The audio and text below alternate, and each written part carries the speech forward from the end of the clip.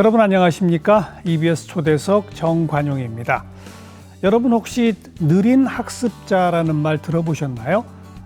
발달 장애가 있거나 지적 능력이 좀 약한 이른바 이 경계선 지능을 갖고 있는 분들, 이런 분들인데요. 이런 분들을 위해서 쉬운 글로 문학 작품을 만들어내고요. 또 사회생활에 필요한 정보, 진로나 취업에 필요한 도서, 이렇게 다양한 콘텐츠를 만들고 있는 분이 있습니다. 느린 학습자를 위한 플랫폼을 운영하고 계신 함의영 대표 오늘 초대했습니다. 대표님 어서 오십시오. 안녕하세요.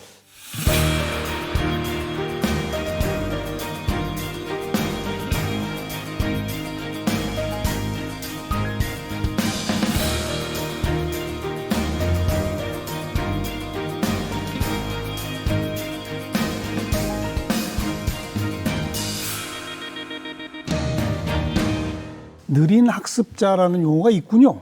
네. 전 처음 들어봤습니다. 사회적으로 요즘 좀 느린 학습자라는 표현들을 쓰고 있습니다. 네. 거기에 이제 발달 장애 있는 분들하고 경계선 지능이라는 게 뭐죠?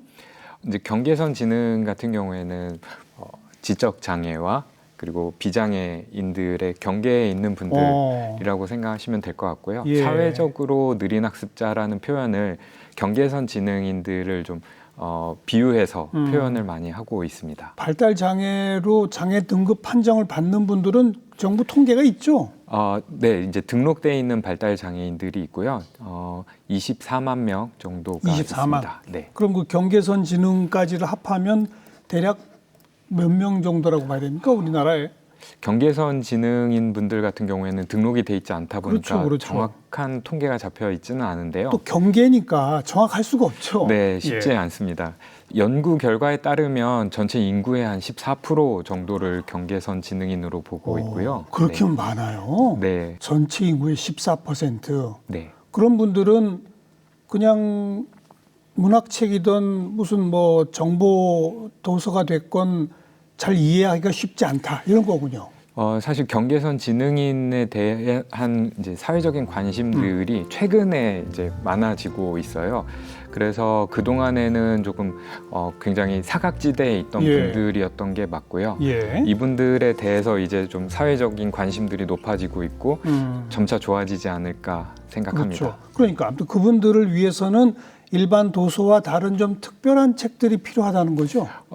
이제 저희가 생각할 때는 사회생활을 하는 데서 사실 정보라는 것이 어떤 이익을 위해서도 있긴 하지만 대화를 위해서도 되게 기본적인 갖춰야 되는 것들이 있잖아요. 물론이죠. 상식이라든지 아니면 서로 공감할 수 있는 주제에 대해서 이미 알고 있는 배경 지식들이 필요로 하는데 이런 부분들에서 이제 학습을 하는데 좀 어려움이 있었고 정보 습득을 하는데 어려움이 있다 보니까 어떤 다른 비장애인들이 정보를 잘 알아가지고 얻을 수 있는 수혜에 대해서도 좀 소외됐고 그렇죠. 대화를 하는 데서도 사실 쉽지 않은 부분들이 많았습니다. 그럼 거기서 이제 쉬운 글이라고 하는 거는 또 어떤 겁니까, 그러면?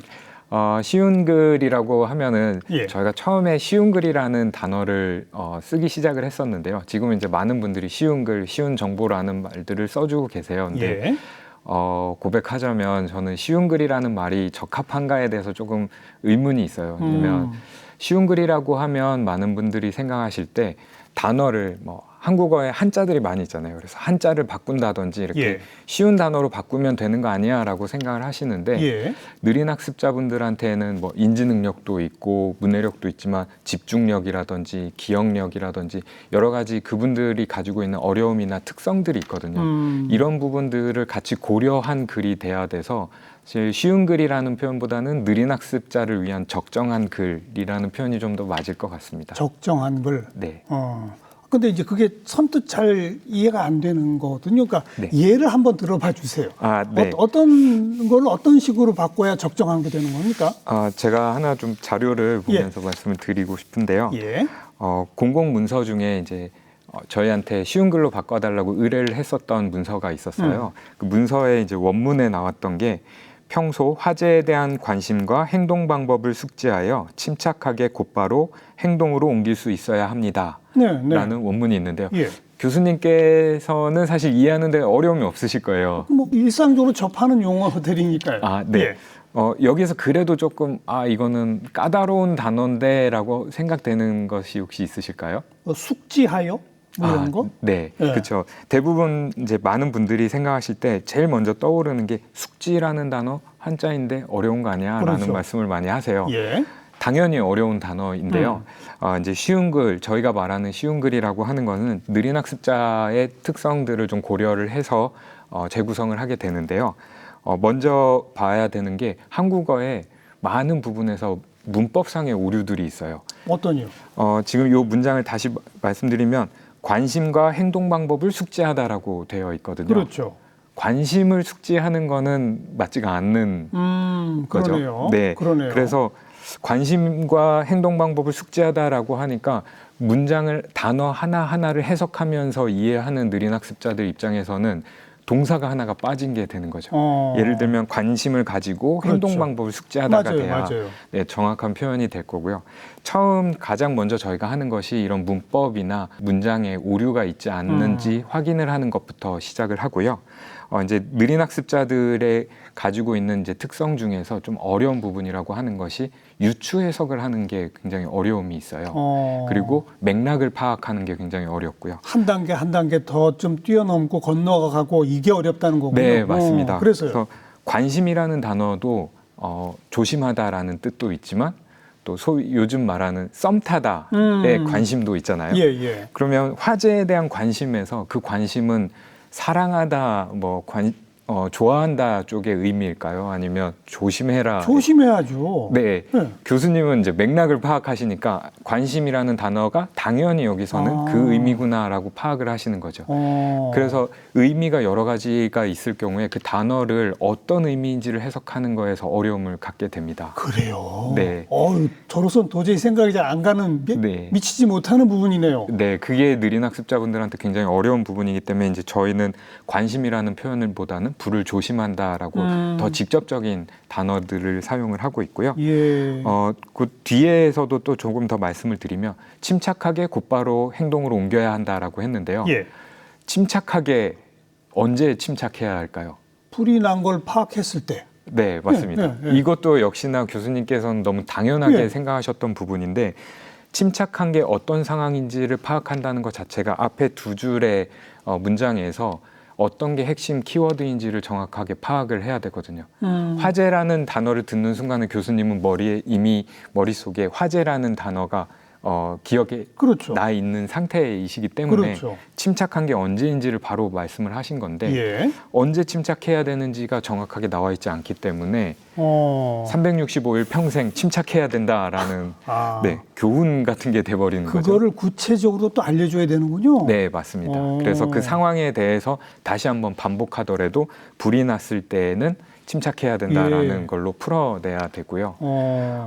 그 외에도 되게 여러 가지들이 어려움이 있는데 이걸 이제 저희가 쉬운 글로 바꾸게 되면 관심이라는 단어 대신 조심하다라고 해서 불이 나지 않게 조심한다. 그리고 행동 방법을 숙지하다라고 했는데 어떤 행동인지에 대해서 상식인 거죠. 이 부분 역시도 다른 많은 분들한테는 불이 났을 때는 젖은 수건으로 코를 막는다든지 이런 행동 강령들을 알고 계시잖아요. 되게 상식처럼 알고 계시는데 이 상식을 모르는 상태에서 행동 방법을 숙지하라고만 하니까 그게 어떤 행동인지를 모르는 거죠. 그래서 불이 나면 어떻게 해야 하는지를 배우고 그 불이 났을 때에는 절대 놀라지 않는다라고 해서 침착하다라는 단어도 어렵지만 불이 나지 않는 때에는 놀라지 않는다라고 상황을 다시 한번 이야기를 해줍니다. 그리고 행동으로 옮기다라는 표현도 굉장히 또 어려운 표현이에요. 옮기다는 이런 물건을 옮길 때 주로 많이 쓰는 표현이거든요. 그래서 관용어구 같은 경우도 굉장히 어려워합니다. 그래서 그거를 좀 더 직접적인 단어로 바꿔서 어떻게 한지 배운 대로 행동합니다라고 표현을 해주게 됩니다. 이게 어렵네요. 많은 고민들을 해야 됩니다. 그러니까 말이 쉬운 글이고 말이 적정한 글이지 그들의 특성, 발달장애인이나 경계선 지능을 갖고 있는 분들의 특성을 정확히 알아야만 이게 되는 거군요. 네, 많이 고민하고 옆에서 같이 지켜보면서 그렇죠. 저희도 여전히 학습을 하면서 글을 써가고 있습니다. 방금 예로 들어주신 거는 이제 이 화제에 대한 대비 뭐 이런 문서였을 것이고, 네. 문학 작품의 경우는 또 어떻게 바뀌어야 됩니까? 문학 작품 같은 경우에는 저희도 여러 가지 시도들을 해봤었는데요. 처음 시작을 했었던 거는 이제 톨스토이의 사람은 무엇으로 사는가라는 책이었었습니다. 책을 저희도 처음에는 단어를 바꾸는 걸 중심으로 네. 쉬운 글이다라고 해서 출판을 했었는데 발달장애인 분들한테 여전히 굉장히 어려운 글이었었어요. 그 요소 중에 하나가 과거를 회상한다든지 장소가 갑자기 바뀐다든지 그 작은 또 스토리 안에서의 핵심 인물이 계속해서 바뀐다든지 할 때 그 맥락을 따라가는 게 굉장히 어렵더라고요. 그래서 그건 용어만 바꾼다고 되는 일이 아니죠. 네, 맞습니다. 더 풀어서 설명해 줘야죠. 풀어서 맥락을 이해하게 그렇죠. 하는 것도 필요하고요. 또 하나의 장치로는 저희는 회상을 하는 부분들을 과거부터 스토리를 처음으로 이어가서 시간 연대기 순으로 글을 다시 재배치를 하기도 하고요. 네. 또 뭐 하나 예를 들면 시 같은 경우에는 윤동주 시인의 별에는 밤을 예로 들면 시를 쓰고 있는 그 과정 중에 그 시인이 윤동주 시인이 가지고 있었던 고뇌, 그렇죠. 내가 개명을 하면서까지 이 활동을 계속 해야 되는 것인가에 대한 그런 고뇌나 이런 것들을 시만 읽어서 해석을 하는 것이 굉장히 어려움이 있거든요. 단어도 어렵지만 그 뒤에 숨어있는 배경 지식들을 아는 것이 어려워서 저희도 어떻게 해보면 좋을까 고민을 하다가 윤동주 시인이 그 글을 쓰던 시대적 상황을 소설로 같이 풀어서 옆에 제시를 했습니다. 그래서 윤동주 시인의 그 시를 쓰면서 느꼈던 고뇌와 혹은 고민, 생각들을 스토리에 녹아들게 해서 느린 학습자분들이 그 시인의 감정을 이해할 수 있도록 하는 장치를 마련하기도 했었고요. 소설을 먼저 읽고 그 다음 시를 봐라 이런 거예요? 소설 중에 시가 들어가게 됩니다. 그런 식으로. 네.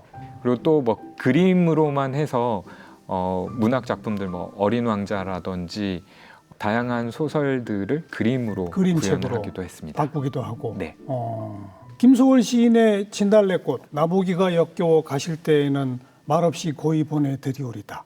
네. 영변의 약산 진달래꽃 뭐 이렇게 뿌리오리다 이런 거 아닙니까? 네, 맞습니다. 이걸 어떻게 해줘야 돼요? 거기에서 일단 가장 이해하기 어려운 부분이 그 주인공 화자인 남녀가 어떠한 감정, 두 사람 사이에 어떠한 감정이 있었고 그 감정이 어떻게 변해갔는지를 아는 것부터가 이 시를 이해하는 데 중요한 부분이거든요. 당연하죠. 그래서 어떻게 보면 연애 소설처럼 그 주인공인 그 남녀의 처음 우연히 만나게 된 과정부터 사랑이 싹트는 과정. 그걸 또 역시 소설로. 네, 맞습니다. 네. 두 남녀가 있었습니다. 네. 둘은 어디서 만났습니다. 네. 그래서 둘은 서로 좋아하게 됐습니다. 네. 그런데 이제 좀 싫어졌습니다. 네, 맞습니다. 그래서 떠나겠다고 하면 이런 시가 또 나옵니다. 이렇게 네. 완전히 다른 거네요. 저희가 이 문학 작품을 했던 목적은 사실은 많은 분들이 또 반대의 의견을 가지신 분들도 계세요. 이게 과연 김소월의 시인가? 그렇죠. 이거는 너네가 만든 글 아니냐. 완전 새로운 창작물이죠. 네, 그런 말씀도 많이 하시는데 그럼에도 불구하고 저희가 문학 작품을 쉬운 글로 계속 정기적으로 내고 있는 이유는 교과서에 수록되어 있는 문학 작품들을 주로 다루고 있거든요. 그렇죠. 비장애인 분들이 학창 시절에 좋든 싫든 또 시험 공부를 위해서도 문학 작품들을 읽고 어떻게든 이해하려고 하고 심지어 암기까지 하기도 하잖아요. 그런 과정을 겪는데 이 느린 학습자분들 같은 경우에는 교과서에 수록된 그 문학 작품을 온전히 이해하지 못하다 보니까 거기에서부터 청소년기 때부터 대다수의 사람들이 알고 있는 작품을 이해하지 못해서 거기에서 줄거리도 모르고 내용도 모르다 보니 대화를 하는데 어려움을 겪게 되거든요. 그래서 이분들이 대부분의 뭐 비장애인 분들이 기존의 그 원작을 읽는다면 느린 학습자분들이 저희가 만든 쉬운 글 문학 작품을 읽고 서로 작품에 대해서 이해를 하고 줄거리를 알게 돼서 대화를 할 수 있게 되는 되고. 네, 그걸 목적으로 하고 있습니다. 아까 우리 경계선 지능 갖고 있는 분들이 전 국민의 14%라고 하면 네. 일반 초등학교, 중학교, 고등학교를 다 그냥 다니고는 있지만 네. 그 중에 한 뭐 10명에 1명 뭐 남짓 이런 분들은 똑같은 교과서에 나온 시조차 이해를 잘 못한다. 글을 읽는데 어려움이 거죠? 있죠. 네. 그분들을 위한 별도의 이런 것들이 필요하다는 이거이군요. 네. 맞습니다. 아니 아까 그 화제도 그렇고요. 문학 작품도 그렇고요. 그런 대상이 너무나 많은데요. 예를 들면 네. 우리나라 법전 용어가 너무 어렵다는 얘기 네. 뭐 보통 사람들 다 얘기하지 않습니까? 네. 근데 그 경계선 지능이나 발달 장애인들은 더더욱 이해 못할 거 아니에요. 거기서는 오히려 공평할 것 같아요. 다 같이 몰라가지고요. 네. 사실 저도 이제 법학을 공부를 했었는데요. 이 일을 처음 시작하게 된 계기가 되었던 것 같아요. 너무 당황했었어요. 한 페이지를 읽는데 1시간이 걸리더라고요. 그렇죠. 계속 옥편을 찾아가면서 글자들을 찾아야 되고 겨우겨우 이해를 할 수 있게 되고 문장도 너무 어렵고 그래서 이런 정보의 격차들이 생기지 않나라는 생각을 하게 됐고요. 사실 제가 뭐 우스갯소리로 다 같이 모른다라고는 했지만 많은 정보에서 느린 학습자분들한테 생활을 하는 데 있어서 반드시 필요한 정보들은 있거든요. 또 뉴스도 될 수 있고요. 그렇죠. 또 상식이라고 하는 부분도 있고 한국의 어떤 고유의 문화도 많은 사람들이 알고 있는 상식에 기반한 경우들이 많이 있거든요. 그런 것들을 학습할 기회가 없다 보니까 사회생활을 하는데도 굉장히 어려움을 겪게 됩니다. 취업 규칙 같은 거, 무슨 계약서 같은 거, 네. 이런 것도 그렇잖아요. 굉장히 어렵죠. 그래서 이거는 경계선 지능인은 아니었고 이제 지적 장애인이긴 했었는데 한동안 많이 이슈가 됐었던 뭐 염전 노예 사건이라든지 이런 일들이 사실 내 권리가 어떤 것인지를 정확히 모르고 계시다 보니까 그냥 그 삶에 익숙해지시게 된 거였고 많은 사람들이 보기에는 너무 놀랄 일이었는데 정작 당사자분은 그걸 잘 모르고 계셨거든요. 그래서 저희도 사실 뭐 취업 규칙이라든지 근로계약서를 쉬운 글로 만들고 계속 배포를 하면서 많은 분들이 좀 이해를 할 수 있게 하기도 하고 취업 규칙 같은 경우에는 몇몇 기업들은 또 채택을 해서 그 발달 장애인들이나 경계선 지능인들도 이해할 수 있도록 적용도 하고 있습니다. 그런 취업 규칙 같은 거를 이 적정한 글로 바꿔내는 작업도 이미 하셨구나. 네, 했었습니다. 네. 아니 그리고 가전제품 무슨 설명서 같은 거 있잖아요. 네. 그런 거는 저도 잘 이해가 안 되거든요. 네. 갈수록 기술이 발달하면서 저도 이제 조금씩 어려움을 느끼게 되더라고요. 네. 가전제품도 저희가 사실 지금 쉬운 글로 만드는 작업을 하고 있어요. 쉬운 그래요? 글, 네, 가전제품 사용 설명서를 만들고 있는데 처음 이 제품 설명서를 만들게 됐던 거는 제품을 이해해서 작동을 하게 하자보다 더 궁극적인 목적은 집안일을 같이 하자였었어요. 가정에서 이제 자녀 혹은 뭐 가족 구성원 중에 한 분이 경계선 지능인이거나 발달 장애인인 경우에 집안일을 하는 거에서 같이 참여를 하게 되면 대화를 하거나 아니면 집에서 역할을 나눌 수가 있게 되거든요. 그렇죠. 그럼 자기의 의사 표현을 할 수 있는 기회가 더 생기게 되고 가족 안에서도 그런 서로 교류를 할 수 있는 기회가 더 많아질 거라고 생각이 들었습니다. 그래서 발달 장애인이나 경계선 지능인 분들도 가전제품을 직접 사용할 수 있게 해야 되겠다는 생각이 들었었고요. 네, 그래서 이제 가전제품 사용 설명서를 쉬운 글로 만들게 되었고요. 그분들을 위한 가전제품 사용 설명서는 뭐 제가 가전제품 설명서 제가 봐도 잘 모르겠어요라고 했을 때 저를 위한 것보다는 또 달라야 될 거 아니에요. 그렇죠. 이제 아마 교수님께서 어렵다고 말씀하신 부분들은 아마 용어들, 네, 맞습니다. 새로운 용어들이나 새로운 기술들 이런 부분들에서 좀 어려움이 있으실 수 있는데 느린 학습자분들은 이 제품을 왜 사용해야 되는지부터가 어려움이 있으세요.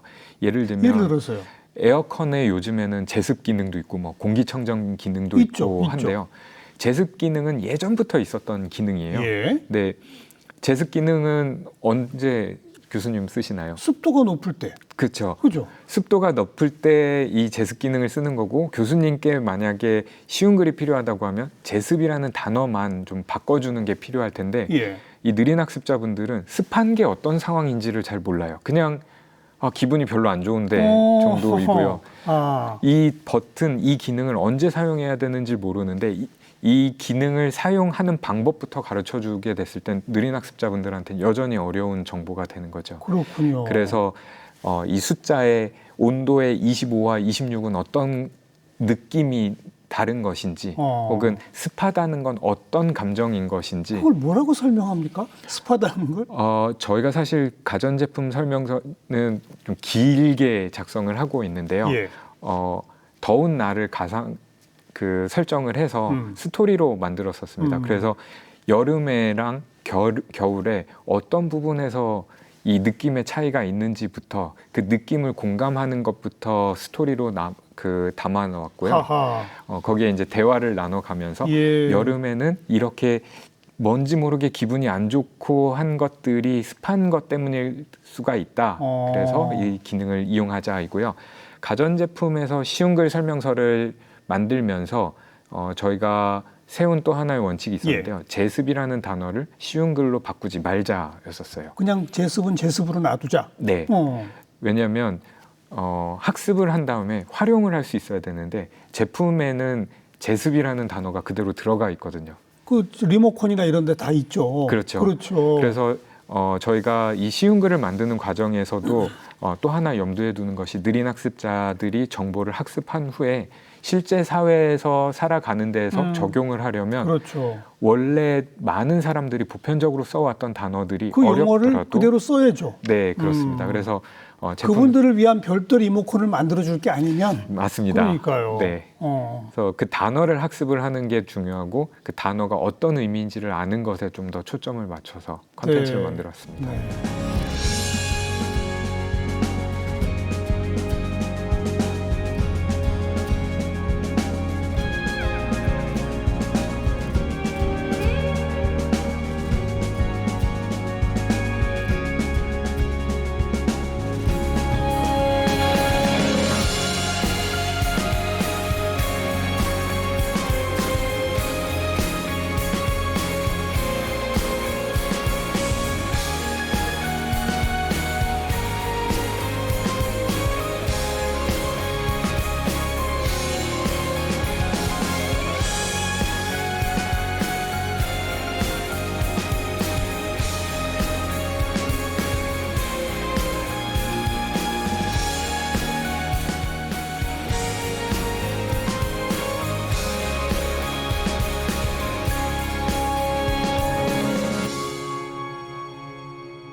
해야 할 일이 많네요. 네, 계속 열심히 하고 있습니다. 지금까지 우리가 발달장애인, 그 경계선 지능 이런 분들을 별로 염두에 안 두고 있었구나라는 생각을 제가 좀 우선 하게 되고, 그런 분들이 느린 학습자니까 그런 분들이 공감할 수 있는 학습 자료가 있으면 그런 분들이 사회생활 하는데 진짜 도움이 될 수 있다. 네, 라고 하는 것도 제가 새롭게 공감하고 있거든요. 네. 근데 이걸 우리 함 대표님은 어떻게 알았어요? 이 어디 선진국에 이 하나의 모델이 딱 있습니까? 예전에 그 법학 공부를 하면서 제가 가진 어려움도 있었고 그래서 정보의 격차도 어떤 해결해야 될 사회 문제이지 않을까라는 생각을 좀 막연하게 했었고요. 그래서 이전 직장에서 좀 스터디 형태로 해서 정보를 좀 격차를 나누는 일, 좁히는 일을 한번 해보자라는 걸 시작을 하게 됐고요. 근데 쉬운이라는 말 자체가 굉장히 주관적이거든요. 그렇죠. 교수님께는 굉장히 쉬운 글이 저한테는 또 여전히 어려운 글일 그럴 수 있고요. 있죠. 예. 그래서 쉬운 글이라고 할 때 그 기준은 도대체 무엇인가라는 되게 원론적인 질문부터 시작을 하게 됐었고 저희 스터디 모임 멤버 중에 한 명이 발달장애인 동생이 있었어요. 그래서 그 친구가 이해할 수 있을 때까지 글을 계속 쉽게 바꿔보자라고 해서 처음 시작을 했었고요.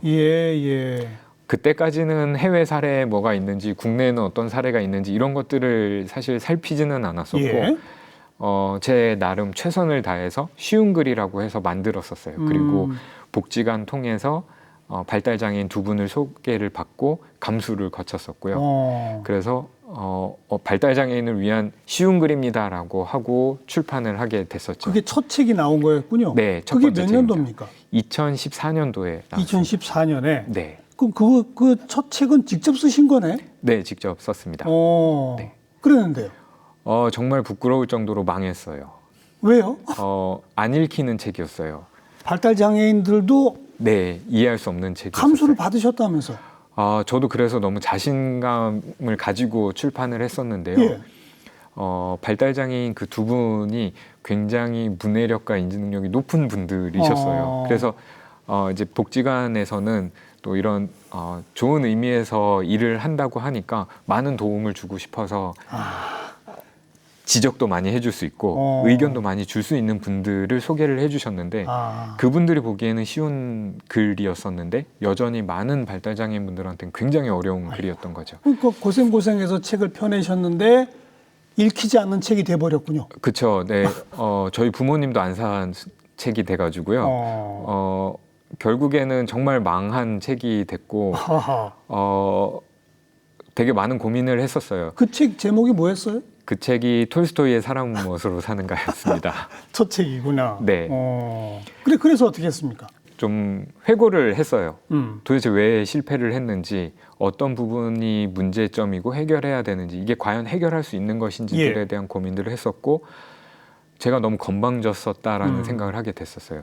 발달 장애인, 경계선 지능인에 대해서 전혀 알지도 못하면서 제가 쉬운 글이니까 이건 다 이해할 수 있어라고 말한 것 자체가 굉장히 오만한 생각이었던 거죠. 그래서 이 발달 장애인들 그리고 느린 학습자들에 대한 공감을 할 수 있는 부분들, 그리고 이분들을 이해할 수 있는 환경에서 같이 생활을 해봐야 되겠다라는 생각을 하게 됐고요.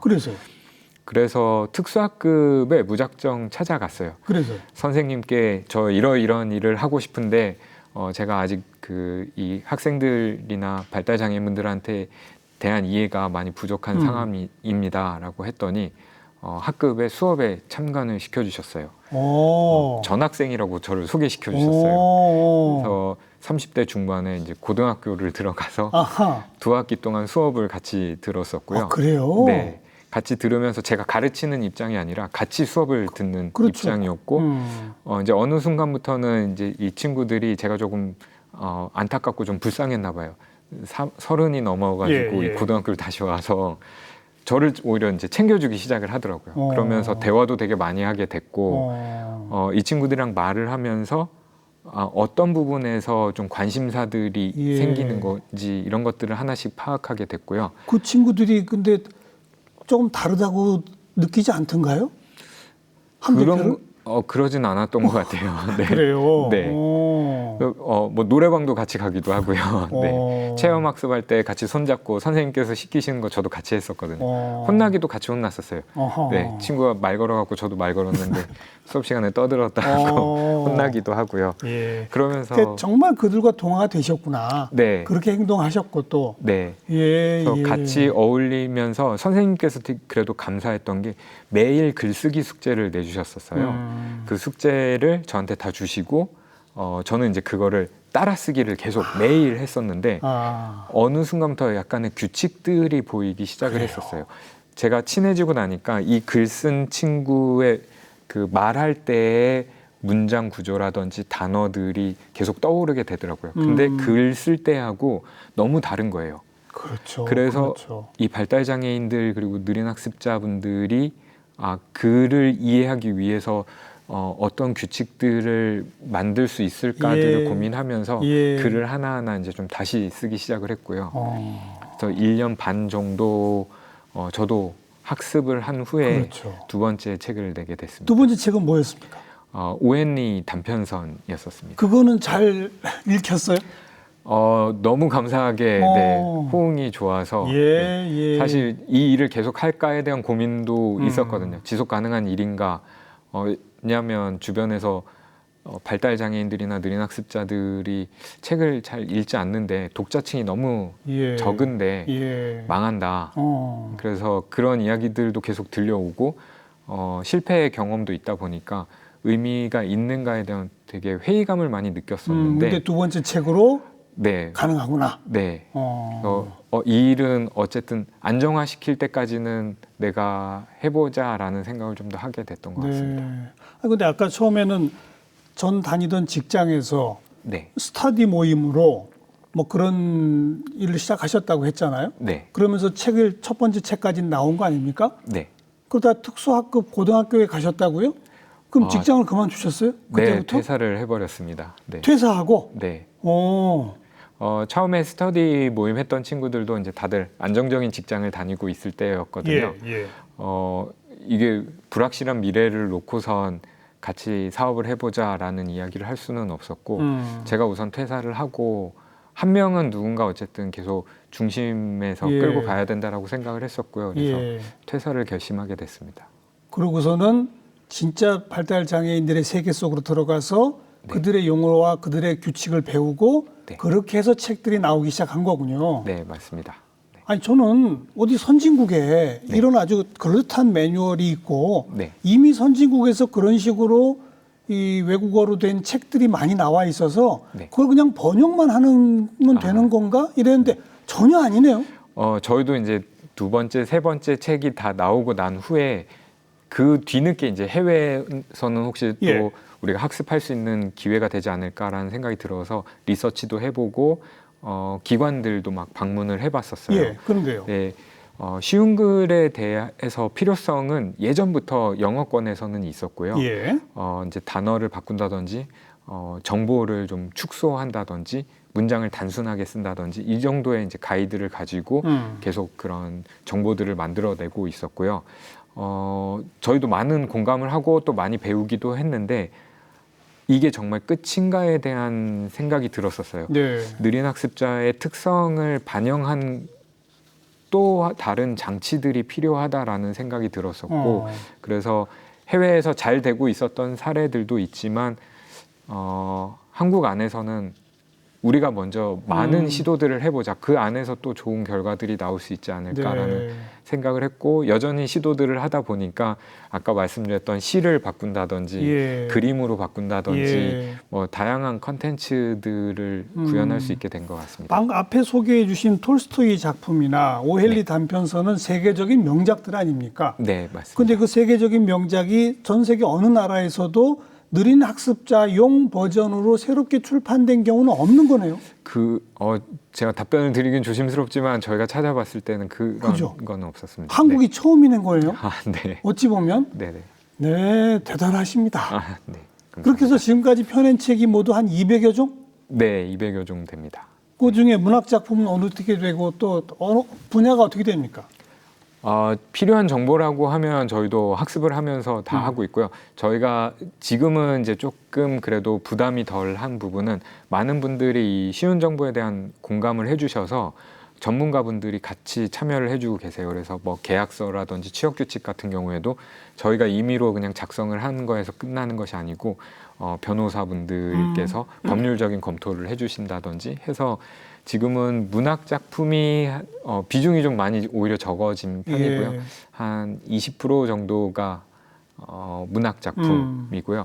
그 외에는 정보를 다루는 쪽에 좀 더 초점을 그렇죠. 맞추고 있고요. 사회생활에 필요한 정보들. 네, 그리고 그림만으로 이제 발달 장애인 분들이나 느린 학습자 분들이 이해할 수 있는 컨텐츠들도 만들고 있습니다. 그러니까 책은 직접 혼자 쓰셨잖아요. 네. 그럼 그 후에는 지금 누가 그걸 만들고 있습니까?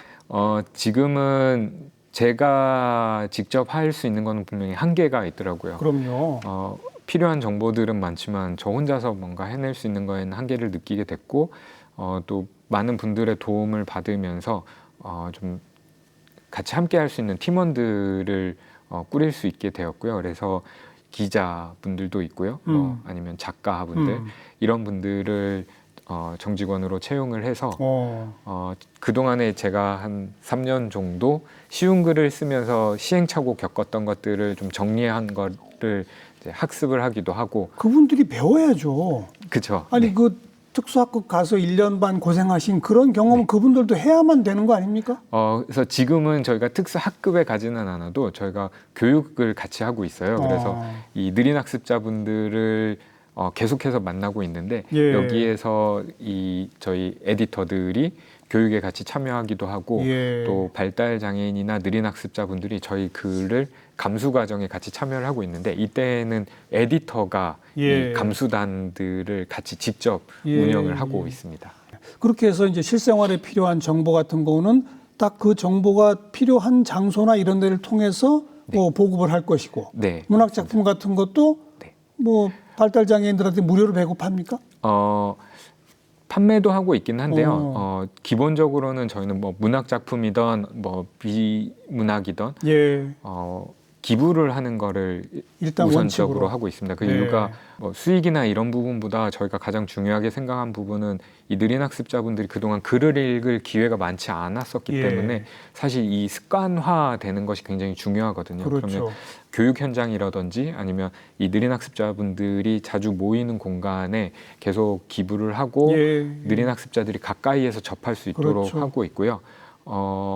판매를 하는 거는 사실 큰 의미를 둔 거라기보다는 저희가 정말 많이 열심히 노력한 결과물이거든요. 그래서 그냥 가볍게 여겨지지 않았으면 하는 그렇죠. 마음이 좀 예. 있었습니다. 네. 예. 그래서 예. 그런 느린 학습자들과의 독서 모임도 하신다고요?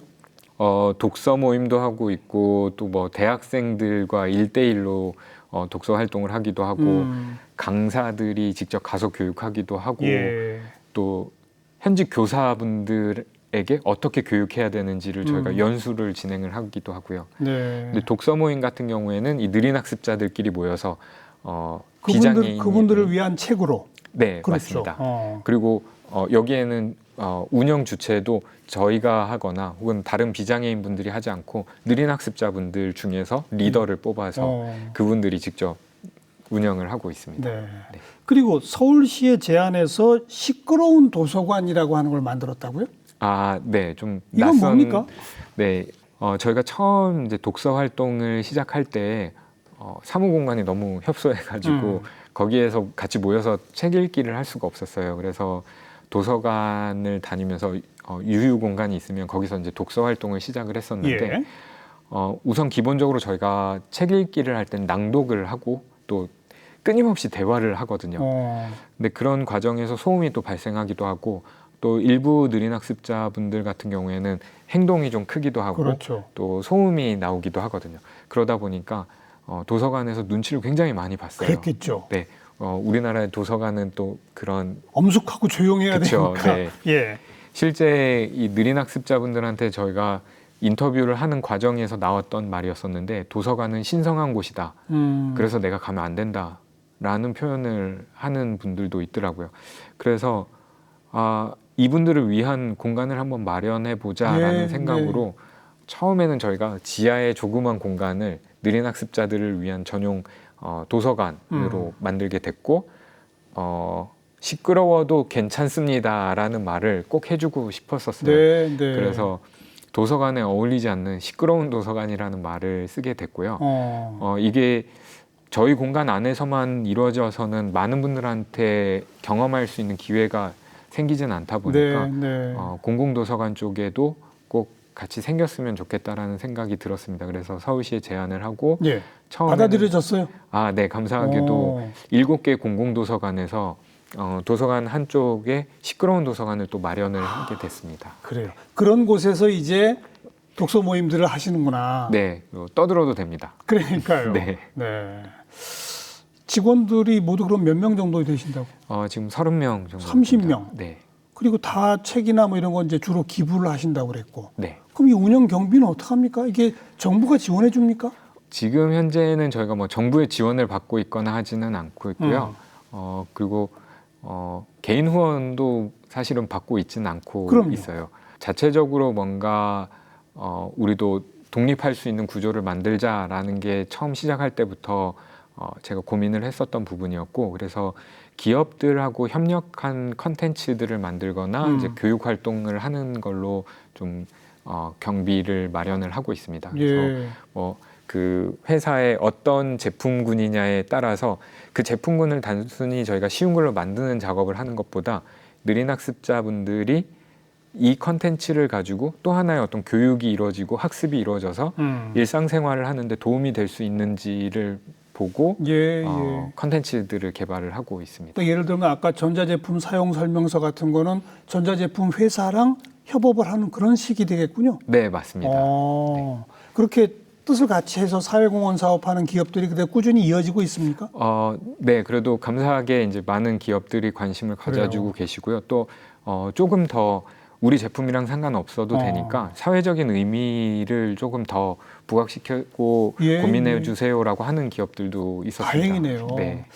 오늘 쭉 말씀 들으니까 발달장애인 또 경계선 지능을 가진 분들을 현재 대상으로 하고 있는 거 아닙니까? 느린 학습자라는 범위 안에서. 네, 근데 사실은 이 느린 학습자는 꼭 그런 분들만이 아니라 네. 지금 연세 드신 분들 이 디지털 세상에 키오스크 같은 데 가서 주문하기도 어렵고 네. 또 디지털 리터러시라고 그래가지고 네. 그거 참 접근하기 어렵고 이런 정보 격차가 여러 곳에 발생하잖아요. 네, 또 맞습니다. 다문화 사회다 보니까 외국인 이주해 오신 분들한테 우리 언어를 제대로 좀 빨리 습득하도록 하는 이런 것도 있고 네. 다양한 분야의 정보 격차에 이 느린 학습자 부분도 한 분야겠는데요. 쉬운 글이라고 하는 것이 많은 분들한테 필요하다는 걸 그러니까요. 저희도 많이 경험하게 됐는데요. 각자가 가지고 있는 어려움이나 또 그 특성들이 다 다르다 다르죠. 보니까 이런 쉬운 글을 여기저기에서 쓰기에는 좀 어려움이 있더라고요. 아니 그러니까요. 네. 수요자에 딱 맞춤형으로 바꿔야죠 또. 그렇죠. 네. 실제로 그 시니어 분들을 위해서 그 간편 결제라든지 키오스크라든지 또 그리고 많이 좀 피해를 보고 계신 게 금융범죄라든지 맞아요. 이런 부분들을 조금 더 이해하실 수 있게 저희도 컨텐츠를 이미 만들어서 또 배포도 하고 시니어분들 교육도 진행을 하고 있습니다. 그것도 하셨어요? 네. 여기서는 그냥 단순하게 어떤 글만 가지고 해결이 되진 않더라고요. 또 시니어분들 중에서는 특성 중에 하나가 성격이 급하신 분들도 많으시고 그래서 글을 찬찬히 읽고 대화를 하는 것보다 그래서 이거 나 잘 모르겠는데 이거 어떻게 해야 돼 이런 분들도 많이 계시고요. 그래서 어떻게 하면 좋을까 생각하다가 뭐 예를 들면 보이스피싱 같은 경우에 뭐 모르는 번호 전화 오면 받지 마세요 이런 글이 필요한 게 아니고 경험을 해보시는 게 좋겠더라고요. 그래서 보이스피싱처럼 어플을 개발을 해가지고 실제 전화가 온 것처럼 해서 경험도 해보실 수 있게 하고 간편 결제도 가상으로 경험해 보실 수 있도록 하는데 비밀번호 뭐 이런 어려운 것들을 이제 하나하나씩 정보들을 가르쳐 드리는 방식으로 하고 있습니다. 느린 학습자를 위한 플랫폼으로 시작하셔서 네. 이제는 다양한 분야의 느린 학습자, 네. 다양한 분야의 수요 맞춤형 콘텐츠 제작, 배포, 교육 사업으로 확장하고 계시군요. 네, 그렇습니다. 목표가 있으시다면?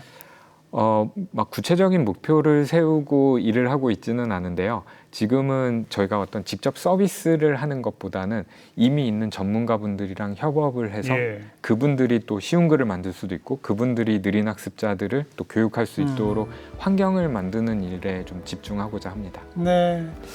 정말 귀한 일 하고 계십니다. 그리고 전 세계에서 모범이 되는 그런 일로 앞으로 좀 확대해 주시길 부탁을 드리겠습니다. 네, 감사합니다. 오늘 귀한 말씀 잘 들었습니다. 고맙습니다. 네, 감사합니다.